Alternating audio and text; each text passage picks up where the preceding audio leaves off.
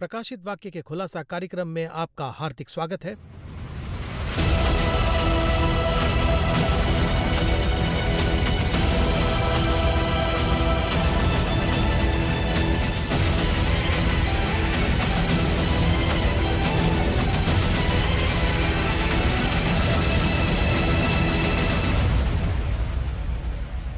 लगातार आप इस प्रोग्राम को देखते आ रहे हैं, बहुत खुशी है, बहुत सारे फीडबैक्स भी आ रहे हैं। फिर से एक बार इस कार्यक्रम में brother MD Jagan from heavenly lands ministries आए हैं। आइए let's welcome him and ask him a few straight questions. Brother Jagan, welcome to the programme. धन्यवाद। हर बार जब हम रेवलेशन के बारे में बात करते हैं तो अलग अलग तरह की जानकारियां, और इस कार्यक्रम को देखने वाले लोग भी अगर अलग अलग हैं तो फिर भी लगातार डीपली और स्पिरिचुअली आत्मा के विकास जो चाहते हैं वही इसे देख रहे हैं। बाइबल के दूसरे भाग को पढ़ने में और रेवलेशन को पढ़ने में कुछ फर्क है, तो उस फर्क को हम स्पिरिचुअलिटी की नज़र से देखें या उसे जनरली उस किस नज़र से हमने देखना है? क्योंकि रेवलेशन पढ़ने का मतलब है, जनरली जो बाइबल पढ़ते हैं वो रेवलेशन तो पढ़ते ही हैं, लेकिन यहाँ थोड़ा सा डीप है। इसमें आपकी नज़रिया कैसे है? असल में क्या है, जरा देखिए, हर एक किताब में कुछ न कुछ गहराई से दिया गया है। हर किताब में गहराई सब है, कुछ है। यानी किसी को भी हल्के रूप किसी को भी में लाइटली नहीं दे सकते। नहीं ले सकते हैं। लेकिन प्रकाशित वाक्य आखिरी में क्यों है, अगर आप मेरी दृष्टि से देखते हैं, चाहे आप मत्ती को ही ले लीजिए, नए नियम में, नए नियम को जैसे आप पढ़ते चले जाते हैं, शुरू में सुसमाचार है, यीशु का जो इतिहास है इसे पढ़कर आप आगे आते हैं, उसके बाद जो प्रेरितों के काम हैं वो तो इतिहास की बातें यहाँ पर खत्म हो जाती हैं। उसके बाद जब हम रोमियो की पत्री देखते हैं, ये तो थोड़ी गहराई की बात है, लेकिन आपकी आत्मिकता को ये 5 किताबें इसके हिसाब से तैयार करते हैं। ओके, तो जब आप पढ़ते हैं तो यानी इंक्रीज पढ़कर देखिए, जब रोमी में आते हैं तो ये 5 किताबें आपको बदल देती हैं। जब आप उसे गहराई से पढ़ते हैं, देखिए रोमियो की पत्री में 7 कलीसियाएं हैं, रोमियो, कुरंथियों, गलातियों, 7 चर्च हैं।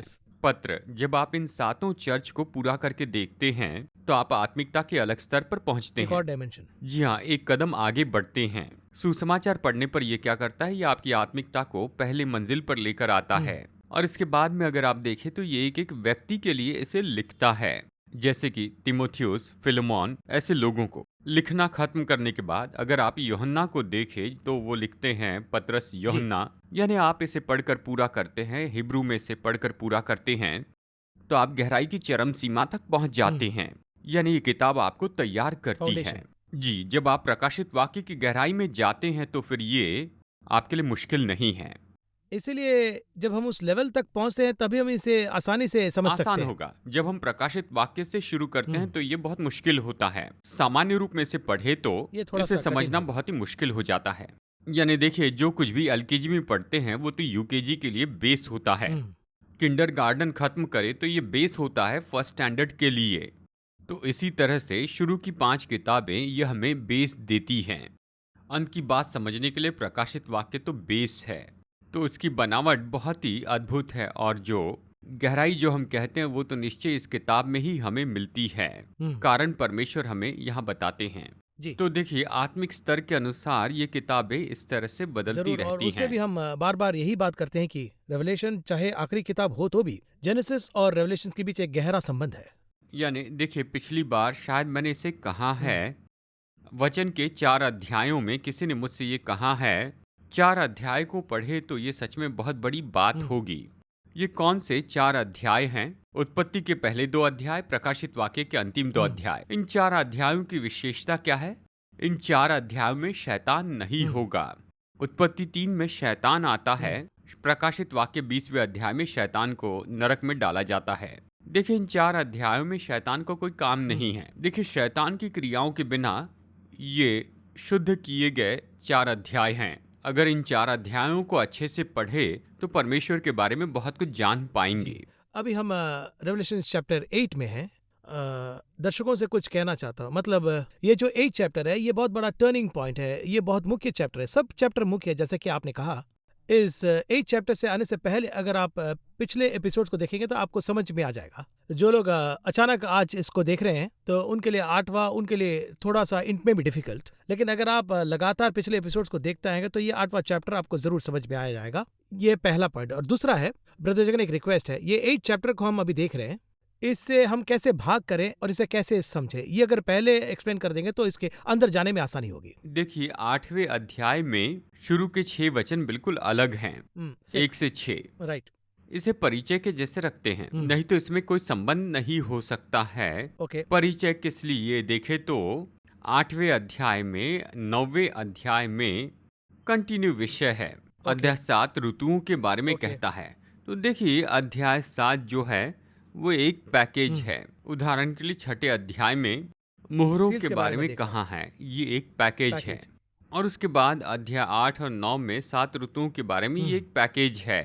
यानी देखिए, इन 7 ऋतुओं के बारे में यहाँ पर परिचय दिया गया है। तो अगर इंट्रोडक्शन ठीक से नहीं समझेंगे तो वो समझ में नहीं आएगा। जी हाँ, अगर हम पहले 7 अध्याय अच्छे से समझे तो 8वें अध्याय को समझना आसान इसलिए होगा। मैंने दर्शक को मेरे बताया। कहने का कारण यही है। 7वें अध्याय तक विषय अलग है, यानी आगमन के बाद खत्म होने के कारण अलग थे। 8वें अध्याय में क्लेश काल शुरू हो जाता है। तो इसके लिए जरूरी है कि हम इस अध्याय को अलग से पढ़ें और पढ़ने के बाद में आसान होगा कि हम 10वें अध्याय के अलग विषय को समझें, और वो भी इसी के साथ में आएगा। उसके बारे में कहे तो बहुत ही आसान Easy हो होगा। जाएगी। तो इसे अभी समझने और एक कॉन्टेक्स्चुअल इसे समझने के लिए आपने ये फर्स्ट चैप्टर को कहा था ना, 8 चैप्टर 1 to verse 6 तक, अगर आप हिंदी में पढ़ लिए तो दर्शकों को इसे फॉलो करके ब्रेक डाउन करने में आसानी होगी। जरा इसे पढ़ लेंगे आप? पूरा तो नहीं, लेकिन शुरू के 6 जी वचन हाँ, पढ़ते हैं। यानी प्रकाशित वाक्य अध्याय 8। जब उसने 7वीं मोहर खोली तो स्वर्ग में आधे घंटे तक सन्नाटा छा गया। तब मैंने उन 7 स्वर्गदूतों को देखा जो परमेश्वर के सामने खड़े रहते हैं। उन्हें 7 तुरहियां दी गई। फिर एक और स्वर्गदूत सोने का धूपदान लिए हुए आया और वेदी के निकट खड़ा हुआ, और उसको बहुत धूप दिया गया, और सब पवित्र लोगों की प्रार्थनाओं के साथ सोने की उस वेदी पर जो सिंहासन के सामने है चढ़ाए। उस धूप का धुआं पवित्र लोगों की प्रार्थनाओं सहित स्वर्गदूत के हाथ से परमेश्वर के सामने पहुंच गया। तब स्वर्गदूत ने धूपदान लेकर उसमें वेदी की आग भरी और पृथ्वी पर डाल दी, और गर्जन और शब्द और बिजलियां और भूकंप होने लगे। तब वे 7 स्वर्गदूत जिनके पास 7 तुरहियां थी उन्हें फूंकने को तैयार हुए। यानी तब वे 7 स्वर्गदूत जिनके पास 7 तुरहियां थी वे उन्हें फूंकने के लिए तैयार हुए। बहुत डिटेल्ड है और बहुत से हिडन ट्रेजर्स है। मेरा पहला सवाल, 8 चैप्टर के बिगिनिंग में इंग्लिश में भी और हिंदी में भी आपने इसको पढ़ा, when you open the 7 seals there was a silence in heaven for about half an hour. मेरा सवाल यह है कि silence in heaven for half an hour, देखिए हाफ एन आवर मतलब 30 मिनट, क्यों इतने पर्टिकुलरली 30 मिनट्स कहकर यहाँ 8 चैप्टर में रिवील कर रहे हैं प्रभु पाटमोस आइलैंड में जॉन को? अभी इस पहले वचन में आधे घंटे तक सन्नाटा छा गया, इस तरह हम देखते हैं ना। स्वर्ग कभी सन्नाटे में नहीं रहता। इसीलिए मैंने ये सवाल पूछा। यही सबसे मुख्य बात है, क्योंकि वो 24 घंटे काम करता है। अब हमारी पृथ्वी जो है वो भी 24 घंटे काम करती है। 20वीं सदी में इसकी शुरुआत हुई, यानी इलेक्ट्रिक पावर आने के बाद में 24 घंटे काम करना शुरू हुआ। जी। यानी तब 24 घंटे काम नहीं होता था, ज्यादा से ज्यादा बस जी 10-12 हाँ, घंटे काम day and होता night। था, डे एंड नाइट। अभी तो नाइट डे हो गया और डे नाइट हो गया। दिन रात हो गया। लेकिन स्वर्ग ऐसा नहीं है। दिन और रात स्वर्गदूत उसकी स्तुति करते हैं, जी। क्योंकि वहां पर न तो दिन है रात ना भी ही नहीं। रात है। हमने 6ठे अध्याय के अंत में से पढ़ा, उन्हें भूख वगैरह नहीं लगती आंसू और भी नहीं। प्यास भी नहीं लगती। यानी वो 24 घंटे इस तरह से स्तुति करते हैं हमारे हिसाब से, लेकिन स्वर्ग में 24 घंटे नहीं है। ये हमारे हिसाब से है। भूमि पर ये तो 24 घंटे हैं। पृथ्वी का एक चक्कर पूरा हुआ तो 24 घंटे, सूरज का एक चक्कर यानी 365 दिन।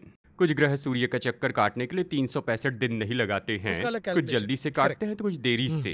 ये जो हिसाब है हमारी भूमि के हिसाब से है, लेकिन स्वर्ग में ऐसा कोई हिसाब मुझे पता नहीं। और देखिए, ये आधा घंटा शायद भूमि के समय के अनुसार हो। उनके लिए कितनी देर का सन्नाटा हो हम नहीं जानते। ये इसलिए कह रहा हूँ, परमेश्वर की एक बात है, जो था उसके हिसाब से मैंने छोड़ा, और फिर जो हुआ उससे मैंने तुझे पा लिया है। तो वो समय कितना है हमारे लिए एक समय है, लेकिन मसीह के लिए कितना समय अगर ये देखिए ये बस एक उदाहरण है। परमेश्वर का समय बिल्कुल इसी हिसाब से है। इस तरह नहीं कह रहा हूँ, ये बस उदाहरण है।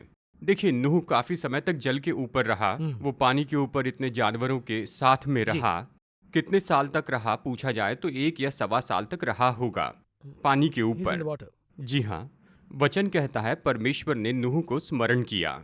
इसका क्या अर्थ है? इसके पहले क्या हुआ था? भूल गए क्या? भूल गए थे। उसे छोड़ दिया, उसे रहने दो, इस तरह से कहा। उसे पूरी तरह से छोड़ दिया, उसे रहने के लिए छोड़ दिया, ठीक है, इसे रहने दो। फिर वचन कहता है कि परमेश्वर ने नूह को स्मरण किया। अब उसे स्मरण करने का जो समय था 1.25 साल बाद आया। यानी कुछ समय के लिए मैंने तुझे छोड़ा और उसके बाद मैं तेरे साथ जुड़ गया। एक और जगह पर यानी कुछ समय तक तुम मुझे देख पाओगे और कुछ समय तक तुम मुझे नहीं देख पाओगे कहा। अब इसका हिसाब क्या है देखिए, 3 दिनों के बाद वो यीशु को देखते हैं। ये थोड़ा समय क्या है, 3 दिन का समय है। इसमें चलिए गहराई में चलते हैं। प्रकाशित वाक्य 17 अध्याय में 7वां साम्राज्य कुछ समय के लिए रहेगा, इस तरह कहता है। अब ये थोड़ा समय कितना है ये देखें तो 1260 साल का समय। यानी देखिए, जब 7वां साम्राज्य आ गया, जब वो बना तो उसने 1260 साल तक राज्य किया। अब यहाँ पर ये थोड़ा समय जो है उसे देखें तो ये 1260 साल है। तो इस तरह से हर बात के लिए ये अलग है।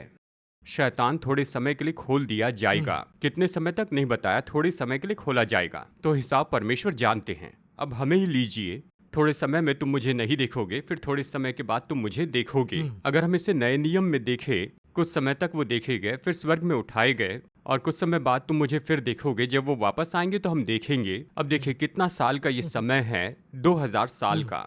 तो ये जो हिसाब है ये तो हम सब के लिए है। तो आधे घंटे का समय हमारे हिसाब से आधे घंटे का समय है। इस तरह से कॉन्टेक्स्ट में स्वर्ग के हिसाब से आधे घंटे का समय कितना होगा पता नहीं, हमें बताया नहीं। अब यहाँ एक और विषय है, यहाँ पर सन्नाटा था। आधे घंटा तो एक बड़ी बात है, मुख्य बात है। दूसरा विषय है सन्नाटा। प्रेजिंग नहीं होगा, कुछ भी नहीं होगा। इसीलिए देखिए स्वर्ग में और कौन सी आवाज होती है। अगर वो नहीं रहे तो कैसे रहेगा। हाँ, वही कह रहा हूँ। अगर स्वर्ग में फैक्ट्री है तो उस समय फैक्ट्री साइलेंट हो जाएगी। अगर वहां पर कैंटीन चल रही है, वहां पर शोर हो रहा है तो शांत कहते सब शांत हो जाएंगे। स्वर्ग में एक ही काम है कि दिन और रात उसकी स्तुति करते रहें। तो वो दिन और रात की जो स्तुति है वो रुक जाएगी। यानी इस जगह पर इसे बंद करने के लिए, अब देखिए इसके पीछे 2 मुख्य कारण है जो हमें समझना है, इन वचनों में हमें समझना है। ये 2 कारण क्या है अगर आप ये पूछे तो, जब स्तुति रुक जाएगी तो इसके पीछे प्रार्थना शुरू होगी। यानी प्रार्थना चलने वाली है, प्रार्थना की शुरुआत हो जाएगी। यानी करीबन 4000 या 5000 साल से जितनी भी प्रार्थनाएं की गई हैं वो आगे लाई जाएगी। देखिए वचन कहता है, वचन 4 में, उस धूप का धुआं पवित्र लोगों की प्रार्थनाओं सहित स्वर्गदूत के हाथ से परमेश्वर के सामने पहुंच गया, इस तरह ये कहता है। पवित्र लोगों की प्रार्थना उसके सामने आती हैं। देखिए ये सब जो है केवल प्रार्थनाएं हैं। कुछ प्रार्थनाओं का जवाब तुरंत मिलता है, तो कुछ प्रार्थनाओं का जवाब परमेश्वर तुरंत नहीं देते हैं, लेकिन सभी प्रार्थनाओं का जवाब मिलता है। जब वो सब वहां पर होंगे तो सारी प्रार्थनाओं का जवाब मिलेगा। देखिए यानी संतान के लिए प्रार्थना का जवाब मिलेगा, संतान की आशीष मिलेगी। इसहाक की प्रार्थना का जवाब मिल गया, मार्था और मरियम की प्रार्थना का जवाब मिल गया। कुछ प्रार्थनाओं का जवाब अब तक नहीं मिला है। इस्राएल के लोगों को राज्य कब देंगे, इस तरह से चेलों ने पूछा था, उसका जवाब अब तक नहीं आया, इसका जवाब बाद में आएगा। कुछ प्रार्थनाओं का जवाब नहीं आया, उनका जवाब जरूर आएगा। तो अभी वो सारी प्रार्थनाओं का जवाब देने वाले हैं। तो जवाब देने का ये विषय तो अभी शुरू होने वाला है, लेकिन इस जवाब देने की निश्चय एक प्रोसेस होती है, लेकिन वो कठोर क्रिया होती है।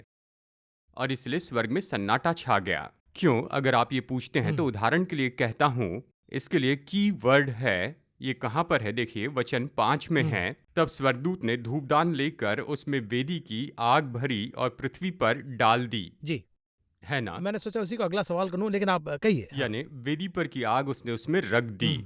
अब देखिए यहाँ पर सन्नाटे का और वेदी पर की आग का एक संबंध है। वो क्या है पूछे तो इस वेदी के पास में खड़े रहने वाले कौन है, इसके बारे में एक एपिसोड में मैंने बताया था। अब देखिए इस वेदी के पास किसी ने परमेश्वर से सवाल पूछा था कि कितने समय तक परमेश्वर हमारे लहू का बदला लिए बिना रहेंगे। हाँ, ये सवाल पूछा था। वो कहाँ पर थे देखिए, प्रकाशित वाक्य अध्याय 6 वचन 10 में, वहां पर वेदी के पास, अल्टर के पास। इनको परमेश्वर ये नहीं कहते कि मैं तुम्हें जवाब नहीं दूंगा, ये 5th सील है। हाँ, 5वीं मोहर, एग्जैक्टली। उस जगह परमेश्वर उन्हें क्या जवाब देते हैं, थोड़ी राह देखो, क्योंकि तुम्हारे भाइयों के आने का समय हो गया है, अब वो समय शुरू होने वाला है। अब वेदी के पास जो सवाल पूछा गया था उसका उत्तर परमेश्वर देना शुरू करते हैं। वो तो प्रार्थना कर रहे थे, हमारे हिसाब से ये तो गुजारिश थी, उनके हिसाब से प्रार्थना थी। कब तक बदला लिए बिना रहेंगे, इस तरह से पूछा। अब वेदी के पास क्या है? उसकी आग है। इसका मतलब क्या है? आग के दो तरह के काम होते हैं। एक तो पवित्र आत्मा की आग होती है, वो तो अग्नि है। फिर एक और है, वो तो उसके क्रोध का प्रतीक है। एलिया पहला राजा अध्याय 19 में पहाड़ पर खड़ा होता है, वेदी के पास खड़ा जी। होता है। अब यहाँ पर हम देखते हैं कि आकाश से अग्नि आई और भस्म कर दिया। वो भस्म करने वाली आग है। अब देखिए, इस अग्नि के साथ कहीं एक और अग्नि आई थी। जब एलिया ने प्रार्थना की तो स्वर्ग से अग्नि बरसी और वेदी पर के सारा मांस उसने जला दिया। तो ये एक अग्नि है। तो यहाँ पर परमेश्वर के कामों के पीछे अगर आप देखें तो पाएंगे ये पूरी तरह से विनाश के बारे में कहता डिस्ट्रक्शन के है। बारे में। यहाँ से नाश शुरू होता है। देखिए, इसके बाद यानी उत्पत्ति की किताब बताती है शुरू के 6 दिनों में जिसकी भी रचना की थी वो सब यहाँ पर खत्म होने लगते हैं। वो एक एक करके नाश करना शुरू करते हैं। शुरू की प्रार्थना की तरह परमेश्वर इसे देखते हैं। ये उन प्रार्थनाओं का जवाब है। तो ये सन्नाटा क्यों है इस तरह पूछे तो यानी पिता इन सबको कैसे कैसे देखते हैं, यानी इस तरह से हमें इसे समझना है। हम यहाँ पर समझ सकते हैं पिता को क्रोध आ गया है और पुत्र कैसा है अगर देखा जाए तो वो करुणा से भरा है, बहुत ही प्रेम से भरा है, क्षमा कर रहे हैं। यानी 7 के देखिए 70 बार। जी हाँ, मैं इसे ऐसे ही देखता हूँ। ये एक एंगल है। ये एक अगर एंगल। हमारी भाषा में कहे तो ये एक डायमेंशन है। अगर इसे अलग एंगल से देखे, पिता भी बहुत प्रेम से भरा है। पिता का जो प्रेम है वो उसने अपने इकलौते पुत्र को दे दिया ताकि हमें प्राप्त कर सके। और एट द सेम टाइम यीशु के बारे में कहते हुए पुत्र को क्रोध न दिलाओ, कहीं मार्ग में ही वो तुम्हारा नाश न कर दे, इस तरह से कहता है। यहाँ पर देखा जाए तो पिता को क्रोध में बताया और पुत्र को प्रेम करने वाला बताया। तो प्रकाशित वाक्य अध्याय 6 में पुत्र क्रोध किए बिना नहीं रहेगा और पुत्र का क्रोध भड़क उठेगा, इस तरह से भजन 2 में भी कहा है। वहां पर पिता को प्रेमी बताया गया है, परमेश्वर प्रेम है। इस तरह अभी जैसे हमने यहाँ पर देखा, वचन का दृष्टिकोण थोड़ा सा अलग है। यीशु को हम शांति से भरा इस तरह देखते हैं, लेकिन एक और एंगल है कि वो क्रोधित होते हैं। पिता को क्रोध करने वाले के रूप में देखते हैं, लेकिन एक और डायमेंशन है कि वो प्रेम करने वाले हैं। अब यहाँ पर स्वर्ग में सिंहासन पर विराजमान बैठे परमेश्वर का क्रोध शुरू होता है। पुत्र का भी क्रोध शुरू होने वाला है। दोनों का क्रोध शुरू होगा भूमि को मिटाने के लिए। स्वर्ग का यही दृष्टिकोण हम देखने वाले जो अब तक हमने नहीं देखा। अब स्वर्ग ने सृष्टिकर्ता परमेश्वर को देखा है। अब तक स्वर्ग में परमेश्वर को कैसे देखा? सृष्टिकर्ता जैसे। सुनने में ही डर लगता है ना? इस सृष्टि का नाश ना हो उसके लिए उसने अपने पुत्र को भेजा। इस तरह के परमेश्वर को स्वर्ग ने देखा है। स्वर्गदूतों ने यही देखा है, लेकिन इन्होंने हेवन नहीं देखा है। ऐसा विषय जो स्वर्ग ने अब तक नहीं देखा उसके बारे में देखने वाले हैं। वो क्या है? अगर आप ये पूछते हैं, इस भूमि को नाश करने के लिए शैतान ने आदम को भरमाया, वो सब चला गया, तब भी पृथ्वी का नाश नहीं किया। उन्होंने नाश नहीं किया। आदम को बचाने के लिए जो भी करना था वो मैक्सिमम किया। आखिर में यीशु मसीह को भेजा, सब कुछ पूरा करके उसके बाद ये निर्णय लेते हैं कि इस भूमि को नाश कर देंगे। तकरीबन उस नोआ स्टेज तक, नूह के स्तर तक। देखिए, नूह के समय में जैसे हुआ वैसे मनुष्य के पुत्र के आने के समय में होगा। मत्ती 24:37 कहता है सेम, यानी बिल्कुल उसी तरह से होगा।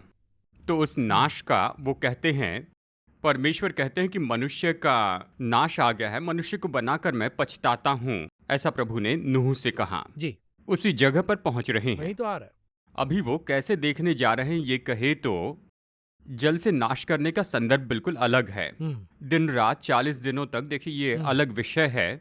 यानी इसमें अगर देखे तो एक भाग ऐसा है जहां पर वो मेमने का बलिदान करते हैं, सब जानवरों को जोड़ियों में रखते हैं। लेकिन यहाँ पर जैसे पहले वेदी के नीचे एक समूह है उसके बारे में बताया, तो ऐसे समूह में से एक भाग जो है वो कहाँ आया? अध्याय 7 में स्वर्ग में परमेश्वर के सिंहासन के सामने आया। एक और समूह है, 1,44,000 लोग पृथ्वी पर सुरक्षित रहते हैं। पिछले एपिसोड्स में हमने ये देखा है। तो देखिए, जैसे नूह के समय में परमेश्वर ने जंगली जानवर और पालतू जानवरों को रखा, वैसे यहाँ पर एक समूह को सुरक्षित कर दिया है। उन पर विश्वास जताने वालों के लिए सुरक्षा, सेफ्टी, वो एक तो प्रूव इसमें कोई दो राय नहीं है। जैसे भी कहते हैं जीने वालों की सुरक्षा, बाकी सबको नष्ट करेंगे। स्वर्ग में ये किस तरह से दिखने वाला है? पिछले 6000 साल में जो नहीं देखा वैसे पिता के क्रोध को और पुत्र के क्रोध को देखेंगे। ये हम नहीं कह रहे हैं, रेवलेशन कह रहे हैं। वचन कहता है। तो उसके परिणाम में ही स्वर्ग में सन्नाटा छा जाएगा। आपने घर में देखा ही होगा, लड़ाई चल रही थी और फिर अचानक सब शांत हो जाता है। यानी जब ये सब लड़ते रहते हैं तो वो बस बातें करते रहते हैं, धीरज धरते हैं, फिर उसके बाद में एक समय में धीरज खो देते हैं और चीख से परेशान होकर आवाज़ उठाते हैं। बस एक ही शब्द आता है, उसके बाद से शांति आ जाती है। पूरे घर में सन्नाटा हो जाता है, साइलेंट हो जाता है। अब तक जो भी बात कर रहे थे उनको अब गुस्सा आ गया, इसलिए सभी इसके चले बाद जाते इसके ऊपर हैं। तो प्रॉब्लम हो जाएगा। इसके बाद नहीं चाहिए, छोड़ देते हैं। ऐसा निर्णय लेते हैं कि छोड़ देते हैं। यहाँ पर यही हुआ है, क्योंकि प्रेम से भरे हुए, पुत्र को देने वाले, जीवन देने वाले, किसी भी अवस्था में बचा लेंगे सोच के सब कुछ करने वाले ये परमेश्वर नाश करने वाले बन गए इस जगह पर। ये कॉन्टेक्स्ट इर्मिया से बहुत मिलता जुलता लगता है। इर्मिया के कैरेक्टर को जब हम देखते हैं, प्रभु जिसने धैर्य से प्रेम किया वो क्रोधित हो रहे हैं, ये एक कॉन्टेक्स्ट में यूज कर रहे हैं। ऐसा है कि जिसे भी आप लीजिए, देखिए मूसा से भी ज्यादा परमेश्वर से आमने सामने बात करने वाला और कौन हो सकता है? बहुत ही उतर कर लोगों के है लिए। ना? देखिए लोगों के लिए उसने अपना जीवन समर्पित कर दिया था। एक जगह पर वो भी कहता है कि इन लोगों को खत्म कर दो। हारून से कहता है कि कौन कौन है उन्हें पकड़ लो। यानी देखिए इस हद तक वो फ्रस्ट्रेटेड। जी हाँ, हमें एक बात अच्छे से समझनी होगी, छोटी छोटी बात पर क्रोध करने वाले का बड़ा क्रोध नहीं होता। जो बिल्कुल शांत बैठा होता है उसका गुस्सा कोई सह नहीं सकता है। गांव में एक कहावत है, शांत व्यक्ति का गुस्सा भयानक होता है। जो बहुत ही शांत रहता है, बहुत धीरज धरे हुए है, तो क्रोध किए तो सब नाश होगा। और कहा जाए तो जो शांति से होते हैं उन्हें हमें ग्रांटेड नहीं लेना चाहिए, लेना नहीं चाहिए। यही बात है, यीशु मसीह 2000 साल से करुणा से भरे हैं, पर यहाँ पर ये क्या कहता है, वैसे नाश नहीं करेंगे, करुणा से भरे हैं। वो न्यायाधीश बनकर आएंगे और उसके न्याय को हम देखने वाले हैं। अब तक हमने डेमोक्रेसी देखी है, इसके बाद डिक्टेटरशिप देखेंगे। और उस डिक्टेटरशिप की शुरुआत तो यहाँ पर प्रकाशित वाक्य के सन्नाटे से शुरू है। यीशु मसीह को ये जो क्रोध है ये क्यों आया, ये अलग बात है, इसके बारे में बाद में चर्चा करेंगे। ब्रदर लेकिन आपकी बातों से प्रभु कितने प्रेम का प्रभु है ये समझ में आता है, कितने धैर्यशाली है ये भी समझ में आता है, लेकिन धैर्य की भी एक सीमा होती है ये भी समझ में आता है। नहीं आप कैसे? जी हाँ, देखिए हम तो we cannot take it for granted ना। देखिए हमारे परमेश्वर के अलग अलग नाम हैं, उसकी न शुरुआत है ना कोई अंत है, इस तरह से लिखा है। वो हमेशा रहने वाले प्रभु हैं। लेकिन मैं शुरुआत और अंत में हूँ, स्टार्टिंग और फिनिशिंग एक बात है। मेरी शुरुआत और अंत नहीं है, पर स्टार्टिंग फिनिशिंग मेरे पास है। वैसे ही यहाँ पर परमेश्वर के क्रोध के शुरुआत के बारे में कहता है, उसी के साथ ही उसके शांत रहने और धीरज धरने के बारे में कहता है, और अभी हम वही करने वाले हैं। तो मेरा सवाल यह है कि हम तो ये बात करें, ठीक है, और जो कुछ होने वाला है वो भी हम बाइबल से निकाल कर एक्सप्लेन कर रहे हैं, ठीक है। अब ये जो क्रोध है, अब ये क्रोध आपने हाफ एन आवर साइलेंस के लिए इतने डिटेल्स से एक्सप्लेन किया है, मैं इसमें कैसे शामिल हूँ, कैसे इसमें मेरा व्यवहार होना है, इसके बारे में अगर आप जरा बताएंगे तो अच्छा रहेगा। अगर हम सच में इसे देखें तो इसे इस जगह पर होना ही नहीं चाहिए, और यही तो असली बात है। 7 अध्याय वचन 9 के बाद उसकी कृपा खत्म हो जाती है और क्लेश काल शुरू हो जाता है, ये उसका संकेत है। कृपा खत्म हो गई, इसका मतलब ये नहीं कि कृपा उसके पास नहीं, पर वो न्याय शुरू करते हैं। मैं यहाँ पर ये कह रहा हूँ कि कृपा करने का जो धीरज है वो यहाँ खत्म होगा और फिर न्याय होगा, और इस तरह से सब कुछ नाश कर दिया जाएगा। तो अभी हमारी एक चीज़ क्या है, अगर आप इस तरह से पूछे कि ये जो नाश है ये हमारी आंखों के सामने स्पष्ट दिखने लगा है। एक तरफ से देखिए, अगर परमेश्वर किसी को मारने वाले तो डंडा लेकर नीचे आकर उसे मारेंगे नहीं, उसके नाश के कुछ लक्षण दिखने लग जाएंगे। ऐसा है कि बाइबल में परमेश्वर को समझने के कुछ संकेत हैं। पिता को समझने की बुद्धि, पुत्र को समझने की बुद्धि यहाँ पर है। उसे समझ सकते हैं, जानते हैं, समझ सकते, बाइबल पढ़ के समझ सकते। अगर ऐसे कहे तो एलिया द्वार पर खड़ा होता है और वो इस तरह कहता है, और वो इस तरह से कहता है कि सूरमा निकाल दे, इतनी हवा चलेगी। इतना हो तो कोई बात नहीं, लेकिन वचन आगे कहता है उसमें परमेश्वर नहीं है। भस्म करने वाली अग्नि आई, उसमें भी परमेश्वर नहीं था। फिर बड़ा भूकंप आया, उसमें परमेश्वर नहीं था। इसका अर्थ ये है वे किस मनस्थिति के हैं ये उसके रिएक्शन से हमें पता चलता है।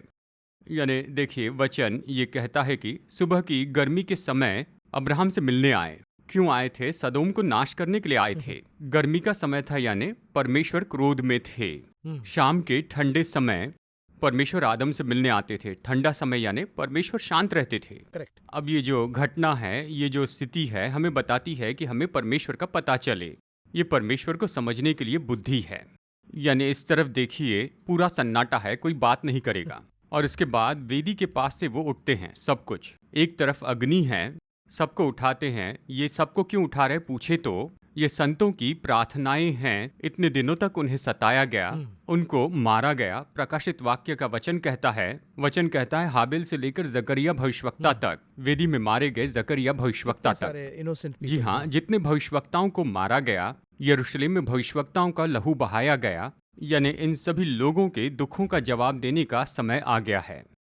तो मेरे गुस्से की चोट को आप कैसे देखेंगे अगर ये पूछे तो?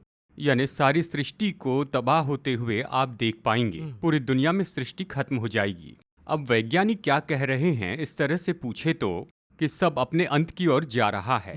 देखिए, यूएन के सेक्रेटरी ने कहा है अभी की ग्लोबल वार्मिंग को देखते हुए हम अपनी ही कब्र खोद रहे हैं, इस तरह से कहा। और इस कारण मैग्नेटिक फील्ड खुल गई है। फिर देखिए, ओजोन की समस्या है। ओजोन में लॉकडाउन के बाद थोड़ा बहुत नॉर्मल होने लगा था। उसके बाद देखा जाए तो ग्लोबल वार्मिंग आई, वर्ल्ड वाइड सुनामी है। अगर इन सब को आप देखें तो देखिए इस भूमि पर भयानक रूप में पहले जब कंट्रीज मीट करते थे तब एनवायरनमेंट उतना बड़ा टॉपिक नहीं होता था। आज जो भी कंट्रीज मीट करते हैं तो फर्स्ट टॉपिक एनवायरनमेंट ही होता है। जी, इसे रिवर्स में बताता हूँ। वो मिलते हैं प्रकृति के मुद्दे पर, करेक्ट। और वो मिलने पर प्रकृति के बारे में बात नहीं करते हैं। यानी आप देखिए, मिलने पर उनका हॉट टॉपिक होता है प्रकृति के बारे उस में। हद तक ये कंसर्न हो गया है। हो गई है। ऐसी परिस्थिति में दुनिया पूरी तरह से नाश हो जाएगी। ये परमेश्वर का क्रोध है, इसका एक संकेत है। तो लेकिन जिसे इसे क्रिटिसाइज करने वाले भी, स्पेशली आपकी जो मिनिस्ट्री है, जो देखते हैं वो कहें कि जगन इसी बात को कह रहे हैं, डरा रहे हैं, और ऐसे कहने वाले लोग भी बहुत से हैं। रहने दीजिए, मैं कहता हूँ कि वो भी अच्छा है, क्योंकि देखिए मैं अकेले प्रचार नहीं कर सकता। वो भी मेरे साथ मिलकर ऐसा करते हैं। वो ऐसा कह रहे हैं, जब वो ऐसा कहते हैं तो वो क्या कह रहे हैं, तो उनका संदेश कोई ना कोई तो सुन रहा एक तरह है। से वो भी पॉजिटिव है। मैं इसे पॉजिटिव रूप में लेता हूँ। ठीक है। एक और बात है, नूह के समय में देखिए न्याय का समय था। देखिए ये कौन सा समय था? नूह ने किसका सामना किया? यही कि दुनिया खत्म होने का समय, उसमें वो जुड़ गया था। तो वो नूह को पागल समझने लगे उन दिनों के लोगों के लिए तो नोआ तो बहुत बड़ा एक फुलिश पर्सन था। दूसरी बात, हनोक जो है वो धर्मी व्यक्ति था। उसने आगमन के बारे में बताया, हजारों शुद्ध आत्माओं के साथ प्रभु न्याय के लिए आएंगे। यहूदा 11 में कहा। अब हनोक कौन है? ये सभी समय में होने वाली घटनाएं हैं। अभी हम भी इसे देखने वाले हैं। सुसमाचार एक तरफ कहता है तो एक तरफ चर्च को बल दिया जा रहा है। आशीष के बारे में कह रहे हैं, ये सब कहते हैं, पर न्याय के बारे में कोई नहीं कहता। देखिए, पवित्र आत्मा आकर पाप के बारे में, धार्मिकता के बारे में और न्याय के बारे में वो कहेगा। तो पवित्र आत्मा के 3 टॉपिक में एक टॉपिक है न्याय। हम वही कह रहे हैं, भूमि उसके लिए तैयार है और सारे समय में उसके आगमन का इंतजार कर रहे हैं। 7वां अध्याय हो चुका है, 8वां अध्याय होने वाला है। बस इतना ही, इसका यही अर्थ है। बहुत बहुत धन्यवाद ब्रदर जगन। इस 8 चैप्टर के बिगिनिंग में ही हमने बहुत से फाउंडेशन के बारे में बहुत सी बात की है। अगले जो एपिसोड्स आने वाले उसमें हमने कैसे इसे what are the different segments happening, इसमें किस तरह के ट्रम्पेट्स कैसे होंगे, ये हम अगले एपिसोड में देखेंगे। इस कार्यक्रम में आने के लिए बहुत बहुत धन्यवाद। नमस्कार।